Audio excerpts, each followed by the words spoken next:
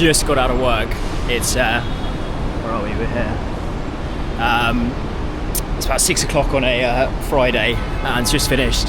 And I like it here because it's like weekends are like completely off. When I was in the Middle East, like Saudi would come online on a Sunday, so you're always sort of. But here you get like the Saturday, Sunday clean. It's been an interesting week, to be honest, because a lot of the stuff we've had going on like on the sales front for a few weeks, and they've like really dragged to the wire. And it's annoying in recruitment because you measure everything by calendar month. So if something bleeds into the next month, you don't get accounted for this month. But then it means like, have you had a crappy, so we're in September. It's just hard, it feels quite arbitrary, but like, you measure how successful your month's been by what deals fall into there. But when they drag on for so long, it's out of your control, and it's very frustrating because then it looks like you've not had a good month, but actually you have, and your October will be overinflated. But I know in the grand scheme of things it's quite minor, but when you're measuring progress it's quite difficult. One sec, let me just get through here. Flick a little bit. You hit a point you don't really give a shit, to be honest, what people think of you, so I'm not too bothered about doing this out in public. But yeah, I just wanted to quickly sort of talk about, something happened to me this month, and I had a brilliant call from one of my mentors, who'd probably noticed it, to be honest. You fall into this like real founder trap, and it's something I found now that I own a business, and that is that I think most people that run a business are by nature control freaks, and I've got like no qualms of admitting that I am as well. You have to be. You want to be on top of everything, and when you get used to having things done a certain way, it's very hard to see them done not a certain way. And a great quote or a book I read was actually it's a book called Lazy CEO, and it's called The Lazy CEO, and it's basically how if someone can do something to 70% of the standard you can, then you should delegate it to them, right? Because otherwise you're just going to be on top of too much. And I really lost sight of that and was way too involved in way too many different things. So I was like basically CEO, CMO, CFO, and I just sort of ended up getting nothing done because I was so spread across so many different things. And just like ridiculously inefficient, to be honest. So he basically, I was speaking to him on the phone, and he sort of slapped some sense into me that the reason you pay these people is for them to do this stuff. You don't have to be on top of them all the time. And it was a bit of an eye-opener because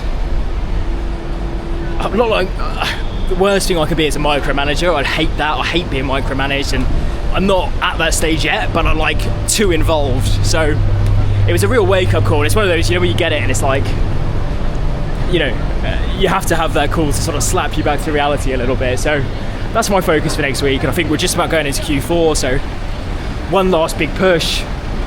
It's usually quite a busy time in the recruitment world because a lot of people have money, they want to get rid of it before the end of the year, and they need to make hiring plans for the new year. So I need to go back to basics and just sort of hammer the sales, really, and I'd lost a bit of sight of that this month. Not a bad month actually by any stretch of the imagination, but it's just gone down to the wire quite a lot.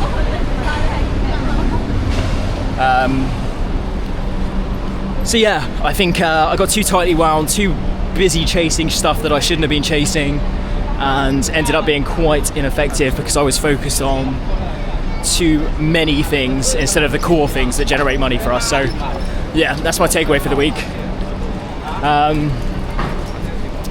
But yeah, it's nice, and I think I'm grateful I'm in a position where I can have those conversations with someone else, because it's actually when you're, I know I'm a relatively small tree at the top of a relatively small tree compared to what other people can be, but when you're at the top and you've got like people reporting into you, so there's probably about like 4 or 5 direct reports I've got, you can't be there's sort of no time or space for you to be I can't be shown to be anxious, right? Or I can't be shown to be we're on for a shit month here, I'm sweating bullets. You've sort of got to be a figure of confidence at all times, and I've always been lucky to work for strong leaders that, you know, and you've been through it enough times, so you know that it always ends up coming good, but you have to be the strong one all the time, and that sort of like creates this bubble where, I don't know, I feel like my nerves are a bit frayed at the end of this month, where I've been sort of clinging on to like being that, you know, strong figure, everything's going to be fine, we're going to make it out. And I think it's good to have that outlet, or have someone like that holds you accountable and can call you up and say, because we still obviously like we share WhatsApp chats where our business is still quite linked, and he says, look, you need to calm the fuck down. And it's like, you know what, completely fair. But you need that, right? You need someone that's going to hold you accountable. So they're my takeaways. It's Friday. I feel like I've earned the weekend a little bit. So I'm going to take tomorrow completely off and just sort of try and chill out. And then Sunday, be back on it, sort of prepping for the new quarter, setting up our targets and stuff, because I think one thing I'm conscious of, in Asia, you always Chinese New Year is the start of the year, and it's like a full week off, and no one really does anything until after that. So, and in China it's a bit longer off. So I know this year, before I moved out, we had a very tough start to the year. So I'm conscious that everything we do now is going to pay dividends then. So one last push to Christmas. Let's go. And as for the weekend, got to spend tonight helping my girlfriend move flat. So mega exciting, but yeah. I don't know if that was interesting again. I don't know if that's ramblings of a madman. But yeah, next time I'll try and go into a bit more detail then about, like, you know, what Q4's looking like. I know I've mentioned the newsletter, some of the growth channels we've got. So I'll dig into those. But have a great weekend.